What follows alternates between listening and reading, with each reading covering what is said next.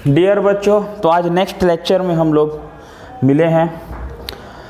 Cell के बारे में बात चल रहा था, सेल के बारे में हम लोग डिस्कशन कर रहे थे, सेल का ग्रुपिंग कर रहे थे। इसके पहले वाले लेक्चर में सेल का ग्रुपिंग हम लोगों ने सीरीज में किया था, पैरेलल में किया था, और मैंने बताया था कि सीरीज पैरेलल के साथ एक मिक्स ग्रुपिंग भी होता है।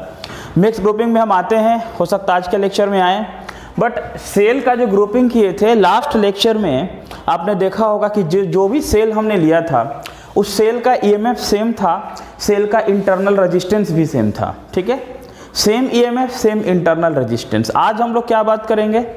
हम लोग बात करेंगे सेल का ग्रुपिंग में डिफरेंट ईएमएफ और डिफरेंट इंटरनल रेजिस्टेंस। मतलब ईएमएफ भी सबका अलग अलग होगा और इंटरनल रेजिस्टेंस भी सबका अलग अलग होगा। ठीक है, एक प्रीवियस लेक्चर का जो ईएमएफ हम लोग पढ़े थे उसका एक पॉइंट्स आपको मैं एक बार क्लियर कर दूं। अगर ये मेरा प्लस माइनस बैटरी है और आपको मालूम है कि प्लस से माइनस में करंट का फ्लो होता है, अगर ईएमएफ ई है और यहाँ का इंटरनल रेजिस्टेंस अगर ये आर है, तो इन दोनों के बीच का अगर ए और बी मैं बोल दूं इन दोनों के बीच का पोटेंशियल क्या होगा, तो अगर V A minus B B potential difference बोल सकता हूँ, या सिंपली मैं वी बोल सकता हूँ V A equal to E minus I R. अगर ये करंट आई है तो ये हम लोगों ने रिलेशन किया था V equal to E minus I R. ये रिलेशन हम लोग को हुआ था सेल और ईएमएफ में। ये रिलेशन तभी आया था जब हम लोग प्लस से माइनस में करंट का फ्लो करवा रहे थे। ठीक है, देखो इसमें भी कुछ कॉन्सेप्ट है और कि वो प्लस में भी करंट जाएगा, क्या कभी प्लस भी हो सकता है, बट ये किस लेक्चर में आएगा मैं आपको बता दूं कि अभी सीरीज पैरेलल का ग्रुपिंग होगा, इसके बाद मैं न्यूमेरिकल का लेक्चर जब आऊँगा तो यहाँ से ये क्लियर करूँगा। बट आपको ये बात ध्यान में रखनी है कि जब भी प्लस से माइनस में ये करंट का फ्लो हो रहा, V A minus V B equal to E minus V equal to E minus I R, ये रिलेशन हम लोगों ने पढ़ा था, V equal to E minus I R. ठीक है, तो देखो सबसे पहले हम सीरीज में आते हैं। अब सीरीज में आएंगे तो क्या होगा, सीरीज का क्या मतलब है? When negative terminals of one cell is connected to the positive terminals of another cell, या positive terminals negative से connect हो तो उसको मैं क्या बोलूँगा, सीरीज में बोलूँगा। देखो अब सपोज करो एक प्लस है, ये माइनस है। आप इंटरनल रेजिस्टेंस को शो कर सकते हैं या इंटरनल रेजिस्टेंस को आप नहीं भी शो कर सकते, आप ऐसे कर सकते हैं। देखो आप इसके नीचे ऐसे दिखा सकते हैं, ये इंटरनल R1, इसका ईएमएफ E1। समझ में आ रहा बात? अब इसका एक निगेटिव दूसरे के पॉजिटिव से कनेक्ट हो, that means when negative terminals of one cell is connected to the positive terminals of other cell। अगर इस तरीके का बात होगा then it is said to be connected in series। Definitely current का फ्लो इधर होगा। अगर मैं टर्मिनल का बात कर लूँ A, यहाँ पर बात करूँ एक B और ये बात कर लूँ C, आ रही बात समझ में? ऐसा कुछ मैं कंसिडरेशन कर सकता हूँ। अभी इसका EMF को मैं E2 ले लेता हूँ और इसका इंटरनल रेजिस्टेंस को मैं R2 ले लेता हूँ। समझ में आ रहा है बात? इस तरीके का बात हो गया। अब अगर इसका इक्विवेलेंट तुम डायग्राम बनाओगे ना तो इक्विवेलेंट डायग्राम ए और सी के बीच में बनेगा। मतलब ए और सी के बीच में इक्विवेलेंट डायग्राम को हम लोग बनाते हैं। डेट मीन्स क्या होगा, देखो वो इस तरीके से होगा, एक ये प्लस माइनस और इसका इंटरनल वहाँ भी दिखा सकते हो बगल में भी, या फिर आप ऐसे दिखा सकते हो और ये आपका ईएमएफ इक्विवेलेंट, ये आर हो गया इक्विवेलेंट रेजिस्टेंस, ये इसका इक्विवेलेंट आएगा। इक्विवेलेंट मीन्स उसका एक समतुल्य है, उसका एक आंसर है, उसके इक्वल हमने उसको किया है। आ रहा बात समझ में? ठीक है, अब आप टर्मिनल दे सकते हो कि सर ए और ये टर्मिनल क्या दे सकते हो, सी। ए और सी के बीच में टर्मिनल हो गया। आ रहा बात समझ में? ऐसे दो सेल है, वैसे एन सेल भी हो सकते हैं। लास्ट के आंसर में हम एन सेल करके बात कर सकते हैं। ठीक है, देखो अगर मैं बात करूं कि let two cell of EMF E1 and E2 having internal resistance R1 and R2 connected in series। ये बात समझ में आ रहा है? अगर मैं एक लाइन बोल दूं कि let VA, VB and VC, VA, VB and VC be the potential difference at point A, B and C respectively. समझ रहे बात को? अगर ये पोटेंशियल डिफरेंस है किस पॉइंट का, ए बी और सी का, ऐसे मैं बात कर सकता हूँ, ठीक है। अब देखो सपोज करो इन दोनों के बीच का पोटेंशियल हमें निकालना है, इन दोनों के बीच का पोटेंशियल हमें निकालना है। तो अगर मैं बोल दूं कि potential difference of first cell या potential difference between first cell, मैं फर्स्ट सेल का बीच में अगर पोटेंशियल डिफरेंस फाइंड करूं तो बोल सकता हूं we A B.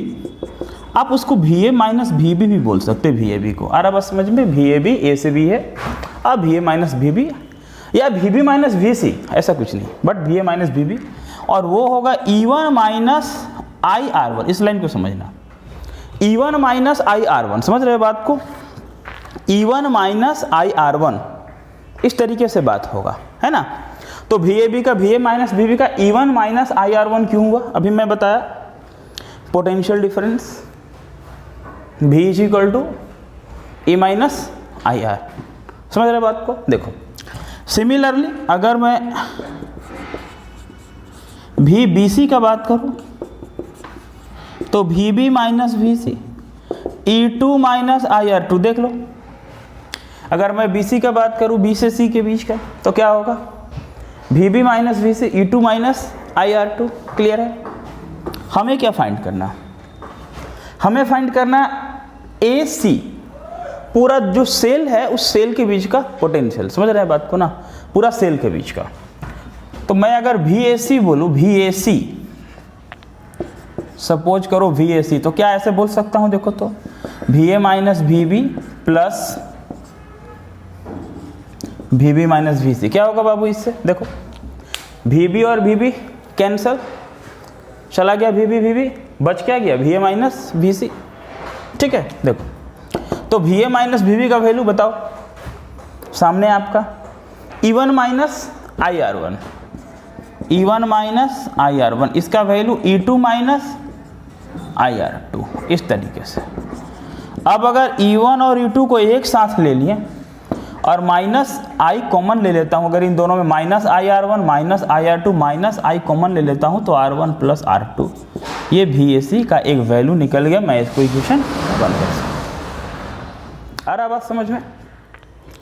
Once again आप देख लो कि जब भी सेल होगा प्लस से माइनस के तरफ करंट का फ्लो होगा, तो उसके बीच का पोटेंशियल, मैं बार बार बोलता हूँ कि ये प्लस है ये माइनस है, ऐसे करंट फ्लो करेगा तो इन दोनों के बीच का जो पोटेंशियल होगा ई माइनस आई आर होगा, ठीक है।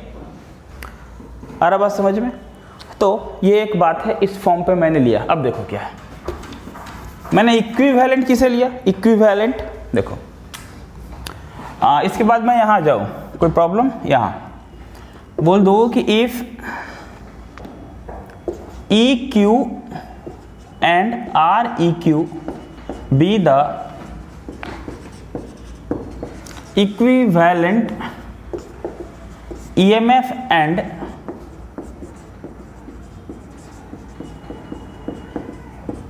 internal resistance, then देखो क्या होगा, V is equal to E EQ minus R EQ, that means V is equal to E minus IR।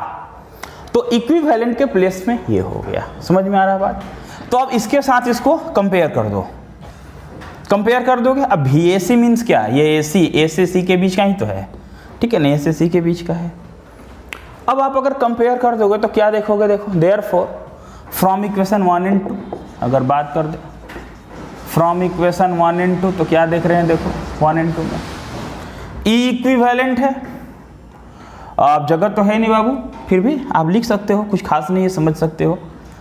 E equivalent का क्या होगा वैल्यू, देखो ई इक्विवेलेंट का क्या निकल गया। एक काम करो, आप इसे पूरा कर लो, ठीक है, इसे नोट कर लो, फिर मैं बताता हूँ।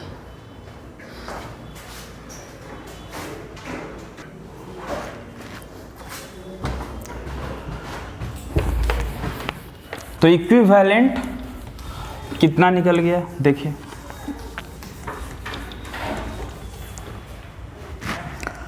इक्वेशन 1 and 2 से अगर बात करूं, फ्रॉम इक्वेशन 1 and 2 देखिए तो इसे इक्विवेलेंट का मतलब हो गया E1 plus E2, internal resistance हो गया R1 plus R2। That means clear बात हो गया कि अगर n सेल दो सेल को किया तो E1 plus E2, n cell को करेंगे तो E1 plus E2 plus E3 plus n cell जिसका EMF डिफरेंट हो और उसका इंटरनल रेजिस्टेंस भी डिफरेंट हो, आ रही बात समझ में, तो उसका EMF का सम करते हैं, EMF का उसका सम होता है। ठीक है, अगर मैं यहाँ ऐसे ले लूँ, सिंपल ऐसे बात करूँ कि फॉर n सेल के लिए बात करूँ तो इक्विवेलेंट में E1 plus E2 plus E3 plus dot dot ये तक जाएगा, और R इक्विवेलेंट करूँ तो R1 plus R2 plus R3 plus dot dot Rn तक जाएगा। आ रहा बात समझ में? तो इक्विवेलेंट निकल गया। डिफरेंट सेल हो, सेल डिफरेंट नहीं हो, सेल का EMF डिफरेंट हो, सेल का पोटेंशियल सेल का इंटरनल रेजिस्टेंस डिफरेंट हो, तब आप इस तरीके से बात कर सकते हैं। ठीक है, अब आपके दिमाग में होगा कि सर पैरेलल वाले को पता करते हैं। पैरेलल वाले वीडियो पॉज करके लिख लिए होंगे, लिख लेंगे नहीं तो। ठीक है, देखो अब पैरेलल की बात करते हैं, सेल पैरेलल में कैसे होगा। सेल इन पैरेलल, देखिए अब पैरेलल में बात करते हैं। पैरेलल में भी वही बात करते हैं कि EMF डिफरेंट होगा, इंटरनल रेजिस्टेंस भी डिफरेंट होगा। तो पैरेलल का कॉम्बिनेशन का मतलब यह है कि when positive terminals of cells are connected to a common point and negative terminals of cell are connected to another common point, then it is said to be connected in parallel. अगर सारा positive एक common point से connect हो और सारा negative एक दूसरा common point से कनेक्ट हो तो उसे पैरेलल में कनेक्ट है ऐसा बोला जाएगा। आपको ये रेजिस्टेंस का सीरीज और पैरेलल से ऑलरेडी ये बात मालूम है, समझ में आ रहा बात? देखो तो मैं इस तरह बात करता हूँ। अभी एक डायग्राम समझ लो, ऐसा है तुम्हारे पास एक सेल है, ये एक कॉमन टर्मिनल बनाओ, सेल का EMF E ले लो, E1 इंटरनल रेजिस्टेंस R1। ठीक है, चलो एक दूसरा सेल ले लेते हैं, आ रही बात समझ में? ये कॉमन टर्मिनल हो गया, इससे कनेक्ट है, इससे कनेक्ट है, इन दोनों पॉइंट से। इस सेल का EMF को E2 ले लेता हूं, इसका इंटरनल रेजिस्टेंस R1। ठीक है, ये दो टर्मिनल ले लो। अगेन जो आपने अभी लिया था, आपने लिया था ABC, वैसे ही ABC ले लेता हूँ, चलो कोई बात नहीं। A ले लेता हूँ, AC A ले लेता हूँ और C ले लेता हूँ, कोई प्रॉब्लम नहीं। इसको मैं B1 ले लेता हूँ पॉइंट को, इस पॉइंट को B2 ले लेता हूँ। अब बताओ क्या होगा? करंट का फ्लो तो होगा, डेफिनेटली बात है। सेल ऐसे प्लस से माइनस में करंट जा रहा है, प्लस से जाएगा बाहर के तरफ।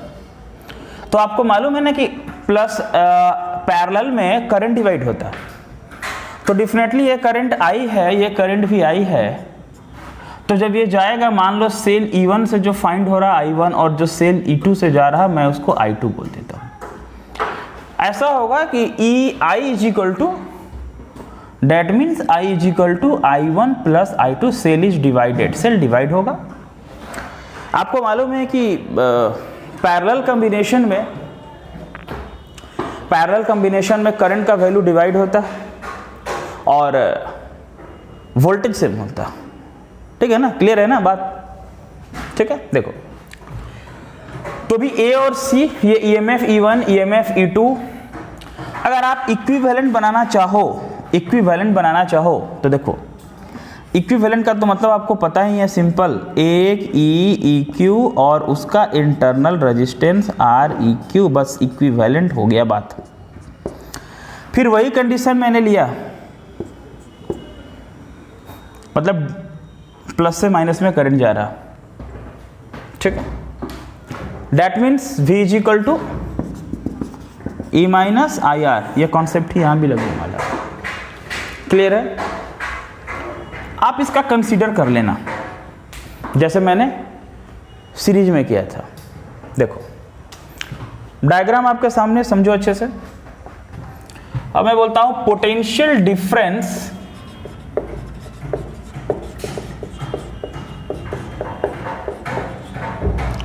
फर्स्ट सेल,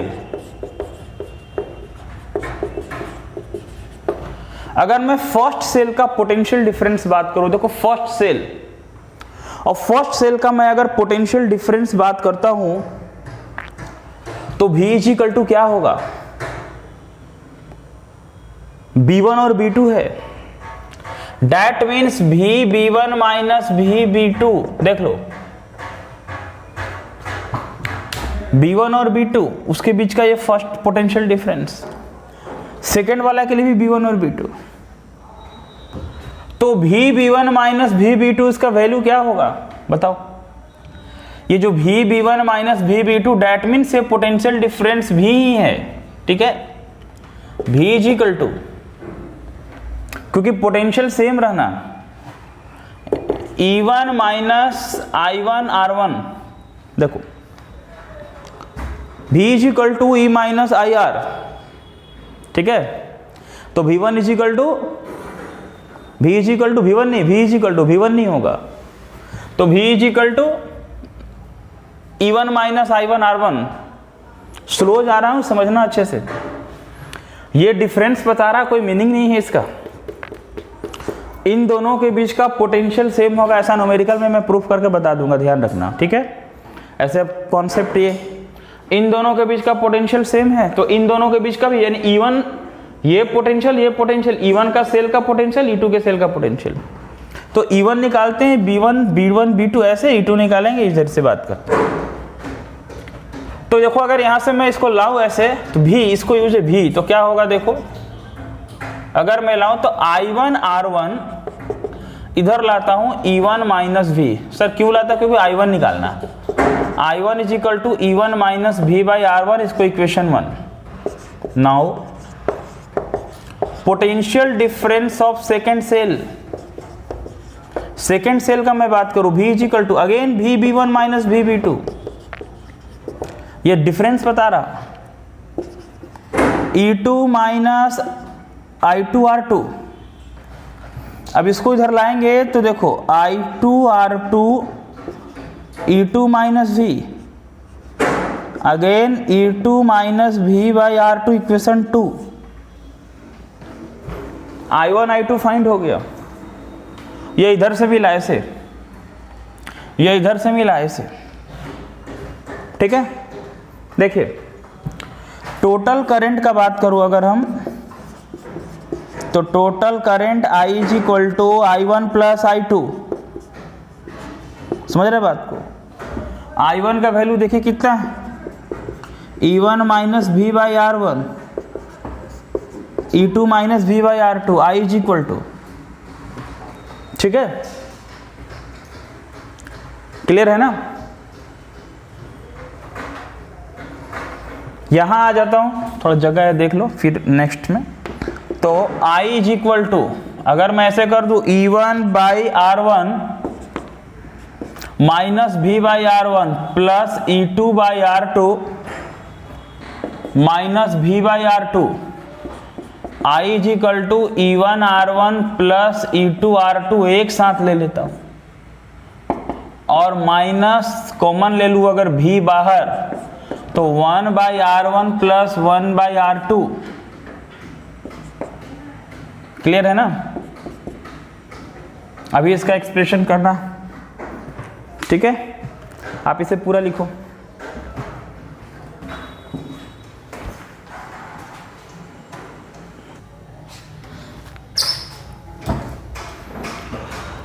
लाते इसको इधर,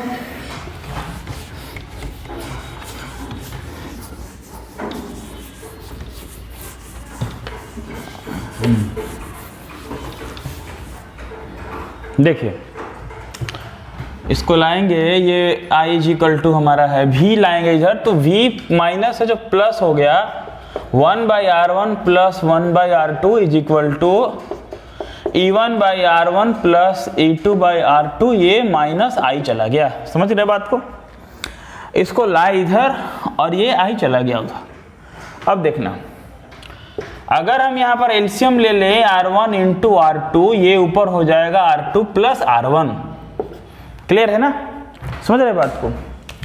देखो फिर मैं यहाँ एलसीएम ले लूँ R1 into R2, E1 R2 plus E2 R1 minus I, ठीक है। अब अगर हमें V फाइंड करना है तो इसको उधर भेजता है, तो देखो E1 R2 plus E2 R1 by R1 into R2, बोलो जब ये इक्वल के बाद जाएगा तो उल्टा हो जाएगा, R1 into R2 by R1 plus R2, इसके साथ इस पूरा को उल्टा कर और इसके साथ भी मल्टीप्लाई होगा। बहुत बार हम लोग ये मिस्टेक करते हैं यहाँ पर कि एक को भेज दिए और एक से मल्टीप्लाई बच गया, जो नहीं करना। यहाँ जाएगा माइनस I, अब ये चला गया जब उधर तो देखो क्या हुआ, R1 इंटू R2 अपोजिट होगा बाई R1 प्लस R2, समझ रहे बात को, ये कैंसल हो गया। तो V is equal to E1 R2 plus E2 R1 by R1 plus R2 minus I R1 into R2 by R1 plus R2। इसको कोई इक्वेशन थर्ड हाफ कर सकते हो। आ रहा बात समझ में, ठीक है ना। अब अगर मैं बात करूं कि if E, EQ, B and R, EQ, B the equivalent EMF and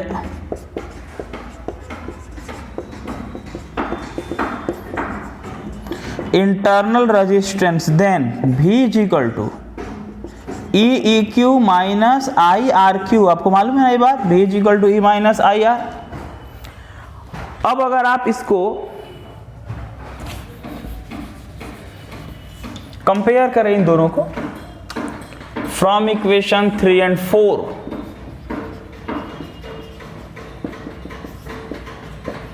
तो देखिए क्या होगा।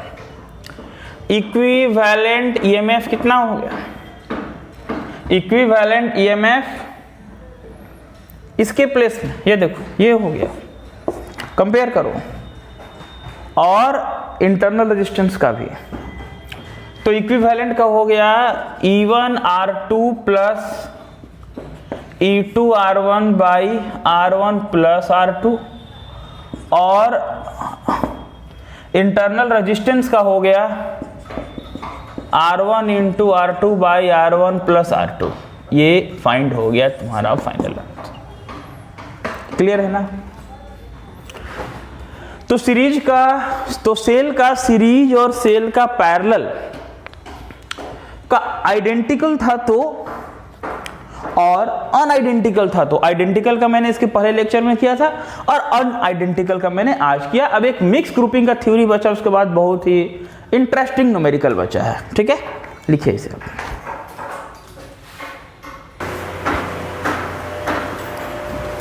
तो मिक्स ग्रुपिंग ऑफ सेल के बारे में बात करते हैं, और मिक्स ग्रुपिंग ऑफ सेल का यूज हम लोग करते हैं मैक्सिमम अमाउंट में करंट फाइंड करने के लिए, ठीक है। तो आइडेंटिकल सेल से रिलेटेड ही बात इसमें होता है कि सेल का ईएमएफ सेम है, इंटरनल रेजिस्टेंस सेम है, तो हम लोग मिक्स ग्रुपिंग का बात करते हैं, ठीक है। अब देखो, मैं मिक्स ग्रुपिंग का मतलब तो ये हो गया ना कि मिक्स्ड है, दैट मीन सीरीज भी और पैरेलल भी है। तो अब डायग्राम देखो, मिक्स ग्रुपिंग में मैं बात करता हूँ mix grouping of, mixed grouping का बात कर रहे हैं हम लोग। समझ में आ रहा है बात। ये लास्ट थ्योरी सेक्शन होगा, इस टॉपिक के बाद थ्योरेटिकल टॉपिक क्लियर है, और फिर हम लोग सेल का न्यूमेरिकल में आते हैं, फिर Kirchhoff's law, Wheatstone bridge, meter bridge and potentiometer, ठीक है। अगर कुछ बोर्ड में सिलेबस हट भी गया होगा तो आप वो देख लेना, जो सिलेबस हट गया उसे आप बोर्ड के लिए नहीं पढ़ना, बट मैं बोर्ड के साथ साथ मेंस को लेकर के चल रहा हूँ। इसलिए जितना टॉपिक है मेंस के लिए कोई टॉपिक हटा नहीं है, वो सारा टॉपिक है जो पहले से था, इसलिए मैं टोटल टॉपिक क्लियर कर रहा हूँ।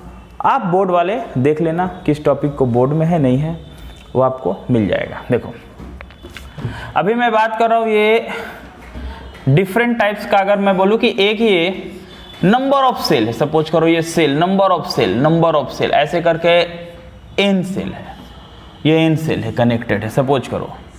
अब ये number of cell n cell है, अब सब ये सीरीज में है, देखो अब ये सब सीरीज में सपोज करो, ठीक है। सपोज करो ये नंबर ऑफ सेल, और सबका अपना अपना इंटरनल रेजिस्टेंस है, ऐसे, ठीक है। ऐसे करके बहुत सारा सेल है, ठीक है, और ऐसे कनेक्ट है सब। मतलब इस रो में n सेल इन रो, एक रो में n सेल है और हर एक सेल का EMF E, internal resistance R, internal R। आप इंटरनल को दिखा भी सकते हो, आपको मालूम है, नहीं दिखाते हैं तो ऐसे साइन दे देते हैं, या हम अगर लिख भी दें तो डैट मीन्स वहाँ इंटरनल रेजिस्टेंस है उसमें, ऐसा नहीं कि नहीं, ठीक है। या तो आप डायग्राम में ऐसे बना सकते हो, ऐसे इस तरह से R दे सकते हो, ठीक है, अदरवाइज चलेगा। तो हर एक सेल का EMF कंसीडर कर लेंगे सबका। अब ये all cell are connected with external resistance capital R, समझ रहे बात को।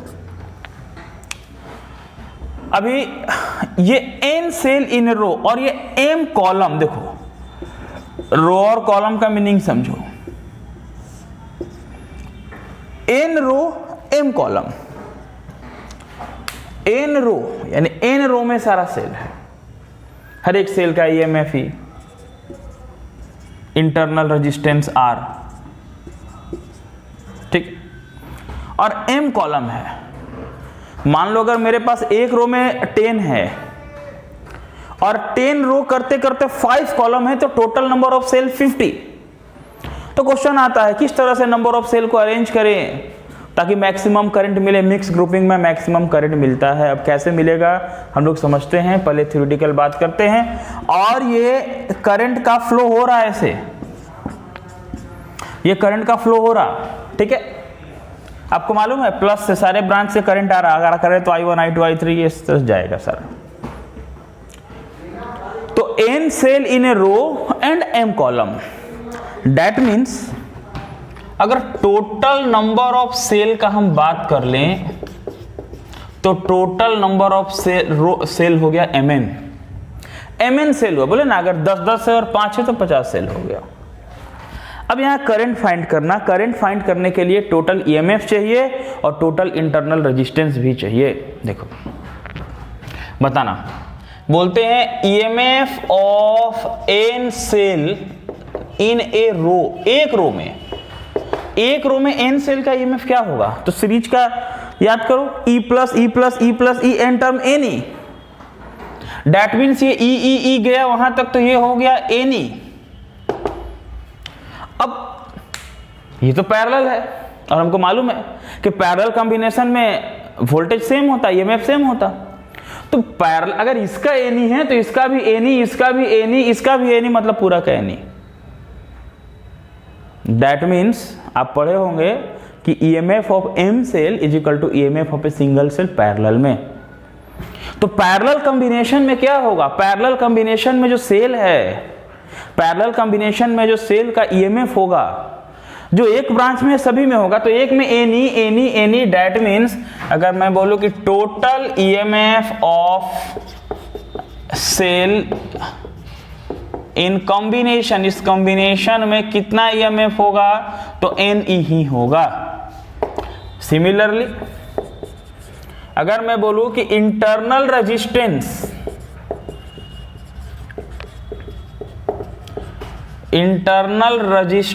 ऑफ सेल इन ए रो, एक रो में क्या होगा, तो NR,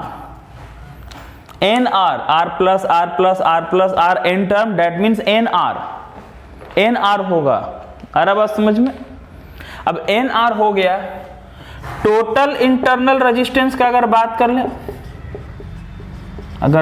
कर लें कि टोटल इंटरनल रेजिस्टेंस क्या होगा, तो देखो क्या होगा, अगर 1/r डैश बोलूं, 1/nr, 1/nr कहां तक, अप टू m टर्म्स तक, मतलब m/nr।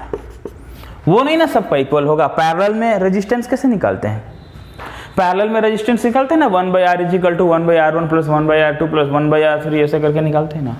तो वो एक का NR है, NR 1/nr, m column, that means internal resistance को r डैश किया तो NR/m हो गया। समझ रहे बात को ना। अब अगर मैं टोटल रेजिस्टेंस का बात करूं, टोटल रेजिस्टेंस बताना, तो total resistance external plus internal, ठीक है। करंट फाइंड करना, हमें करंट फाइंड करना है, तो current I is equal to total EMF by total resistance, नहीं NR नहीं, सॉरी NR बाई M, यहां देखो internal NR by M, external R, तो टोटल EMF कितना हो गया, NE बाई हो गया R plus NR by M, ठीक है। अगर हम एलसीएम ले लें तो NE बाई यहाँ एलसीएम ले लें M, तो हो गया MR प्लस NR, ये M ऊपर चला गया तो MNE by MR plus NR, that means जो टोटल करंट मिला MNE बाई हो गया MR प्लस NR। अभी इसमें मैक्सिमम करंट का क्या कंडीशन होगा कि किस तरह से हम मैक्सिमम करंट फाइंड करेंगे सेल में, इसके बारे में भी हम बात करते हैं। Just a minute.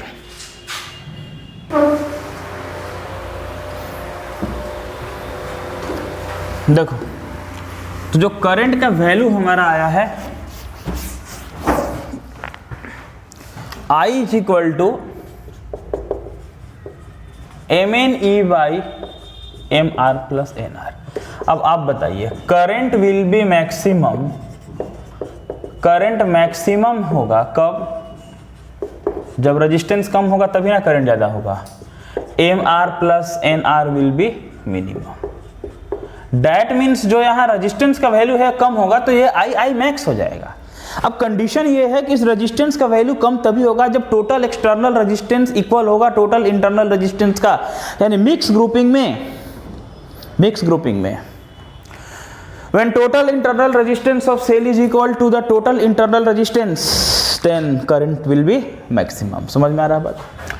अब इसको अगर किसी ने बोला शो करके दिखाओ कैसे मैक्सिमम होगा, क्योंकि MR प्लस NR पॉजिटिव है तो कैसे इक्वल करें, तो उसके लिए मैं बात बताता हूं। देखो, MR प्लस NR को ऐसा लिख सकते हैं रूट अंडर MR का square plus root under NR। बोले सर एकदम रूट का स्क्वायर हटेगा, कोई प्रॉब्लम नहीं, ठीक है। आगे देखो, MR का स्क्वायर प्लस NR का स्क्वायर, अब इसमें हम कुछ ऐड करते हैं, 2 root under MR into NR plus 2 root under MR into NR। बोले ये क्या किया, हाँ ठीक है, -2 भी ऐड करके +2 भी प्लस कर दिए, तो माइनस प्लस कैंसिल होकर बात वही हो जाएगा।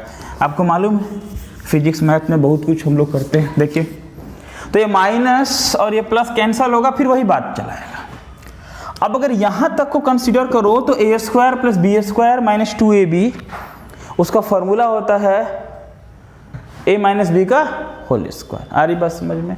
देखो, तो ये root under MR minus NR का whole square plus root under MR into NR, ऐसा हम कर सकते हैं। मतलब ये स्क्वायर बी स्क्वायर 2b यहाँ तक और ये +2 भी यहाँ तक ला सकते हैं। अब देखो यहाँ क्या होगा, परफेक्ट स्क्वायर कभी निगेटिव होता नहीं है, तो मिनिमम के लिए यानी कि MR मिनिमम कंडीशन के लिए root under MR minus root under NR 0 हो गया, ठीक है। तो ये स्क्वायर, ये जो स्क्वायर टर्म है इसको हम लोग 0 दिखा देते हैं मिनिमम के लिए। एक प्रोसेस है फाइंड करने का, आ रही बात समझ में? प्रोसेस है मैथ में कि perfect square can not be negative, एक परफेक्ट स्क्वायर कभी माइनस नहीं हो सकता, इसलिए हम लोग इस तरह का बात करते हैं।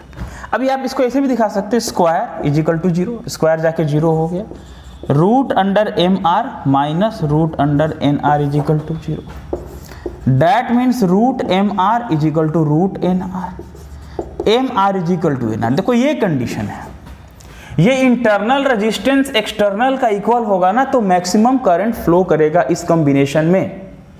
तो एक्सटर्नल ये MR है और इंटरनल है NR, MR is equal to NR होगा, तो इसमें मैक्सिमम करंट फ्लो करेगा, सर्किट में मैक्सिमम करंट जाएगा, इस पर न्यूमेरिकल भी है, ठीक है। तो R इज इक्वल टू क्या हो गया, NR बाई M हो गया। इस तरह का रेजिस्टेंस का वैल्यू फाइंड हो गया।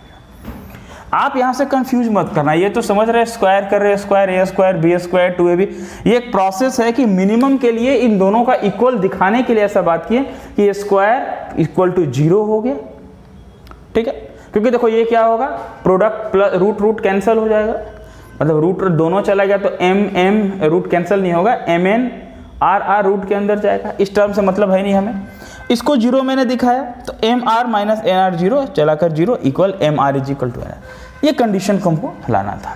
एक्सक्यूज देने का कुछ यहाँ जरूरत नहीं, आप दे सकते हो कि perfect square can not be negative, ठीक है। तो अब हम लोग का सेल का जो थ्योरेटिकल प्रोसेस था, सेल का थ्योरी था वो हमारा कंप्लीट हुआ। अब नेक्स्ट लेक्चर में आप रेडी रहें सेल के न्यूमेरिकल के लिए और बेहतरीन कॉन्सेप्ट के लिए। तो सेल का न्यूमेरिकल हम लोग नेक्स्ट लेक्चर में करते हैं। तो सेल का जो थ्योरेटिकल पार्ट था, ये पूरा सेल का थ्योरेटिकल पार्ट मैंने बहुत ही डिटेल में आपको क्लियर किया। अब हम लोग न्यूमेरिकल पार्ट में आएंगे।